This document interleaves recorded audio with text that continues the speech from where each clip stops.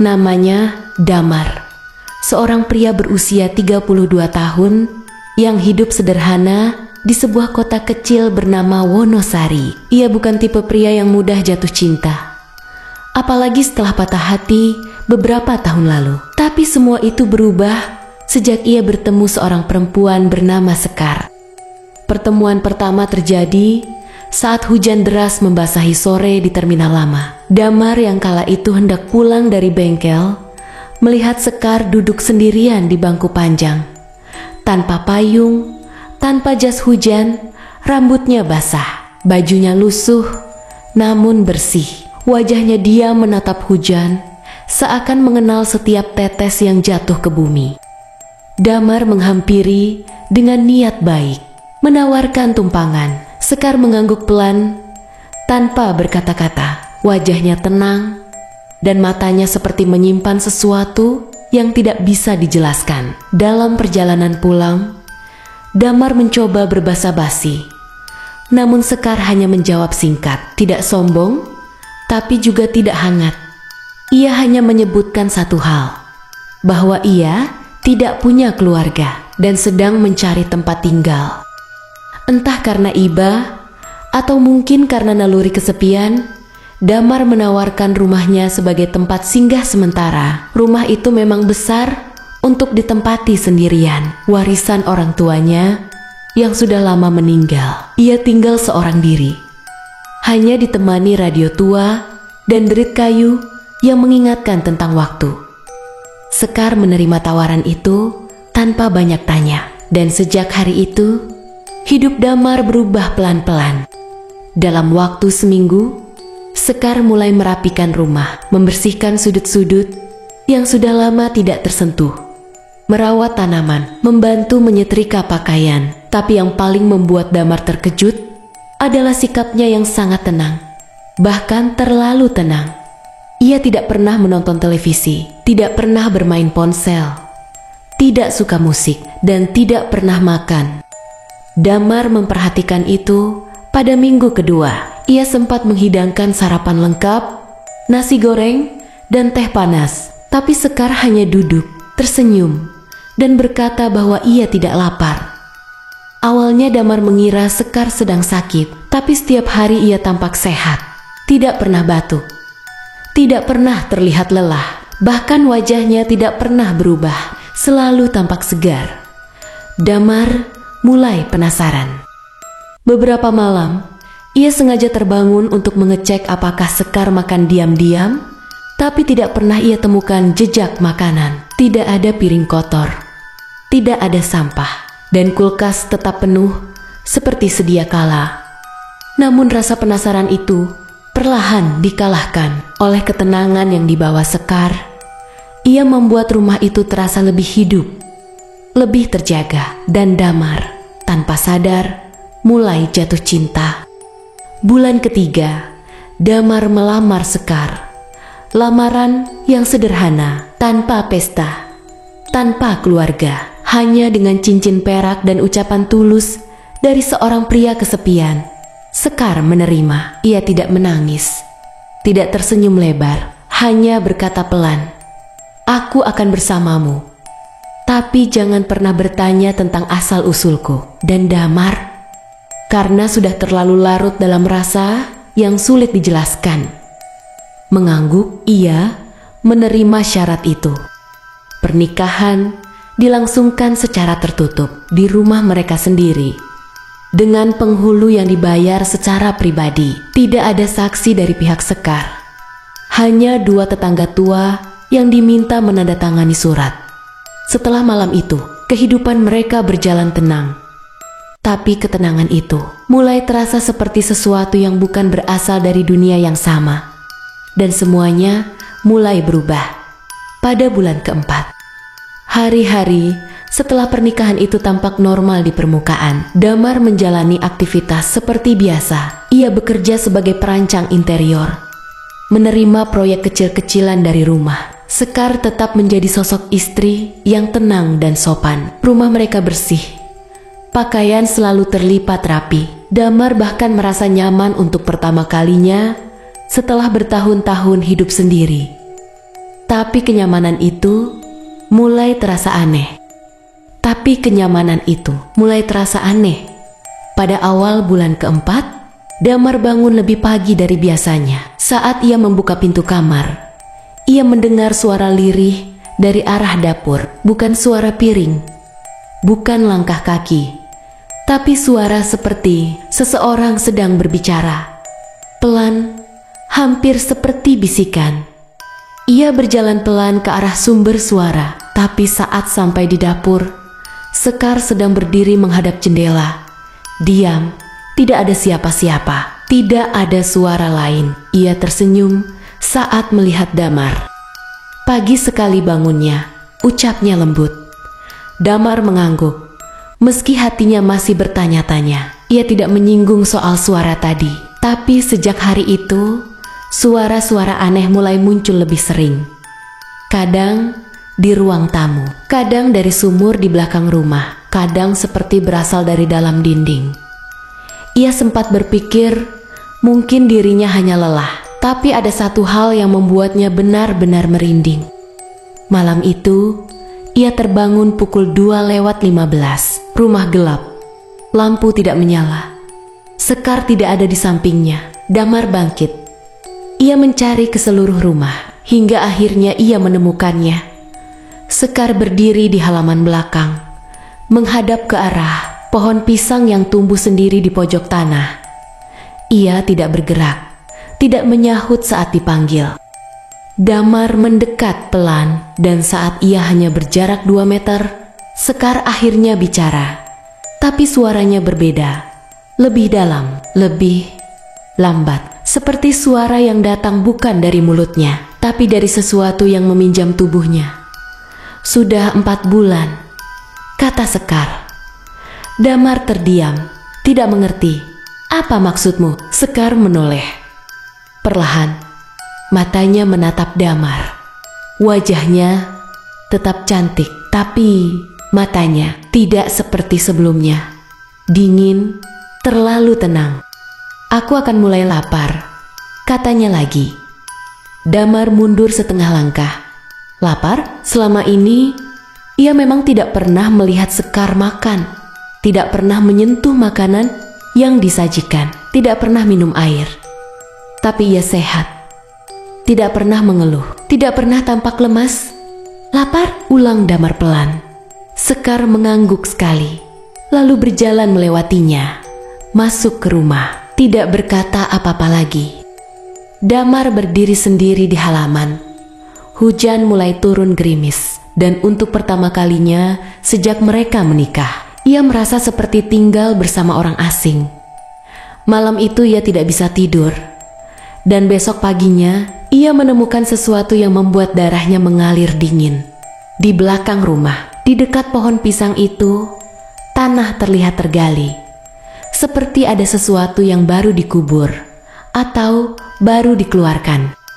Damar menatap tanah yang tergali itu dengan kening berkerut. Tidak ada jejak cangkul, tidak ada sisa lumpur di sekitar. Tapi bentuk galian itu terlalu sempurna, seperti dicungkil dengan tangan, tapi rapi. Lubangnya sudah tertutup kembali, tapi warna tanahnya berbeda. Lebih basah, lebih gelap, dan mengeluarkan bau yang asing. Ia tidak berani menggali ulang, hatinya penuh tanda tanya. Tapi tubuhnya menolak bergerak. Sekar tidak berkata apapun hari itu. Ia tetap melakukan rutinitas seperti biasa. Menyapu, membersihkan meja. Tapi Damar menyadari sesuatu yang sangat jelas. Hari itu, untuk pertama kalinya sejak mereka menikah, Sekar tidur siang. Itu bukan hal besar bagi orang lain, tapi bagi Damar itu tidak biasa. Selama ini Sekar selalu bangun lebih pagi darinya. Energinya seolah tidak pernah habis. Tapi kini ia tampak lelah. Wajahnya pucat dan tangan kirinya gemetar saat memegang gelas. Damar mulai merasa cemas. Malamnya saat Sekar tertidur, Damar keluar diam-diam. Ia membawa senter dan sarung tangan. Ia kembali ke halaman, ke tempat tanah yang tergali itu. Hujan turun lagi, ringan, tapi cukup untuk membuat tanah jadi lengket. Ia mulai menggali perlahan. Jantungnya berdegup tak karuan. Dalam hati, ia berharap hanya menemukan batu, atau akar pohon, atau bahkan bangkai hewan kecil. Tapi yang ia temukan jauh lebih buruk. Di kedalaman sekitar 1 meter, Senter menyorot sesuatu berwarna putih pudar. Seperti kain, Damar menyentuhnya dengan ujung jari. Lembab, ia menggali lebih dalam, dan bau itu langsung menyeruak lebih kuat. Bau daging membusuk yang bercampur dengan aroma bunga melati. Saat ia menarik kain itu ke atas, jantungnya hampir berhenti. Itu bukan kain biasa. Itu adalah bagian dari kebaya. Dan di balik lipatannya ada tangan. Tangan manusia, kecil, lembut, tapi sudah membiru. Damar mundur, terjatuh, napasnya memburu. Senter terlempar dan lampunya meredup. Ia merangkak, ingin lari, tapi dari arah pintu belakang rumah ada suara yang memanggil. Damar, suaranya pelan, tapi jelas. Terlalu tenang untuk situasi seperti ini. Sekar berdiri di ambang pintu, tidak marah, tidak menangis. Wajahnya datar, tapi matanya gelap, seperti lubang yang tidak punya dasar. Aku bilang, jangan pernah tanya soal asal-usulku. Ia melangkah maju. Damar berdiri terburu-buru. Hujan makin deras. Kebaya basah itu masih di tangan kirinya. Ia menunjukkannya dengan gemetar. Itu, siapa Sekar tidak menjawab, tapi tersenyum kecil. Kalau kau ingin tahu, sekarang kau harus tahu semuanya. Hujan mengguyur tanah. Petir menyambar jauh di langit selatan, dan untuk pertama kalinya Damar merasa tidak sedang berdiri di hadapan istrinya, tapi di hadapan sesuatu yang hanya memakai wajah perempuan yang ia cintai. Sekar melangkah perlahan melewati genangan air hujan. Cahaya dari dalam rumah menyinari sebagian wajahnya. Dan untuk sesaat, Damar bisa melihat garis halus yang tak seharusnya ada seperti retakan kecil pada kulit manusia. Retakan itu bergerak, menutup, lalu menghilang. Ia berhenti tepat di depan Damar. Dulu aku juga perempuan biasa, katanya pelan. Tapi itu sudah sangat lama. Damar tak berkata apa-apa. Tangannya masih menggenggam kebaya basah yang ia gali. Tangan mayat itu, kain itu, bau itu, semuanya terlalu nyata. Aku pernah hidup di desa ini, lanjut Sekar, 112 tahun lalu. Damar menatapnya, matanya tak berkedip. Aku dibakar oleh penduduk karena mereka pikir aku membawa penyakit. Mereka mengubur tubuhku di belakang rumah ini, tapi aku tidak pergi. Aku tetap di sini, dan aku lapar. Kata-katanya tenang, bukan seperti orang yang marah atau menderita, tapi seperti seseorang yang menjelaskan sesuatu yang sudah dihafal selama puluhan tahun. Damar ingin berlari, tapi tubuhnya seperti terkunci. Kakinya berat, mulutnya kaku. Sekar menatap kebaya yang basah di tangan Damar. Itu tubuhku dulu, katanya, dan aku baru bisa makan kalau seseorang mencintaiku sepenuh hati. Petir menyambar lagi. Rumah mereka bergetar sedikit. Hujan turun lebih deras. 4 bulan, bisik Sekar. Itulah batas waktu cinta manusia. Setelah itu, apa yang tersisa hanyalah keterikatan, ketergantungan, dan itu cukup. Damar mulai gemetar. Jadi, apa yang kau makan? Sekar menunduk. Bukan dagingmu, bukan darahmu, tapi bagian yang paling sulit dikembalikan. Ia mengangkat wajahnya. Senyumnya melebar, terlalu lebar. Matanya memudar seperti bara yang kehilangan cahaya. Aku akan mulai memakan kenanganmu. Damar mundur, tapi pikirannya sudah mulai kabur. Ia mencoba mengingat bagaimana mereka pertama kali bertemu di terminal saat hujan. Tapi wajah Sekar di hari itu samar, suaranya asing, namanya tiba-tiba terasa salah. Damar memegang kepalanya, sakit, pusing, seperti ada sesuatu yang merobek isi pikirannya. Dari dalam, Sekar menatapnya dengan iba. "Aku tidak membunuhmu, Damar. Aku hanya mengambil yang sudah kamu berikan." Damar jatuh bersimpuh, nafasnya berat. Ia menatap kebaya di tangannya, dan bahkan sekarang, ia tak yakin siapa yang dikubur di sana. Apakah itu Sekar, atau perempuan lain, atau dirinya sendiri? Karena satu demi satu, semua kenangan tentang hidupnya bersama Sekar mulai menghilang. Pagi hari datang tanpa peringatan. Matahari menyelinap lewat celah-celah jendela rumah kayu itu, menyorot debu-debu tipis yang menari di udara. Damar terbangun di lantai ruang tamu, tanpa tahu bagaimana ia bisa sampai di sana. Ia bangkit perlahan, kepalanya terasa ringan, seperti baru terjaga dari mimpi yang terlalu dalam. Ruang itu terasa asing. Sofa rotan, lemari tua, dan radio kecil di sudut ruangan tak membangkitkan perasaan apapun. Ia tahu itu rumahnya, tapi tidak ada satupun yang terasa milik sendiri. Ia berjalan ke dapur. Di atas meja ada 2 cangkir teh. Satu masih hangat, yang lain sudah kosong. Sekar berdiri membelakanginya, menghadap jendela yang terbuka ke halaman belakang. Rambutnya terurai, tubuhnya diam seperti patung kayu. Tapi saat Damar membuka mulut hendak menyapa, ia bahkan tidak tahu harus memanggilnya dengan nama siapa. Ia mencoba bertanya, "Maaf, kita saling kenal?" Sekar menoleh perlahan. Wajahnya masih cantik, matanya masih tenang, tapi ada kesedihan samar di sana. "Tidak apa-apa," jawabnya lembut. Itu memang bagian dari perjanjiannya. Damar diam, tubuhnya tegak, tapi pikirannya kosong. Ia tidak tahu siapa perempuan ini, tapi anehnya, ia tidak merasa terancam, tidak merasa terganggu.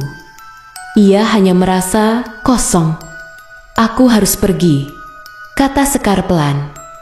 "Sudah cukup, aku kenyang." Damar mengangguk, tanpa tahu mengapa, seolah-olah pikirannya sudah tidak sepenuhnya miliknya lagi.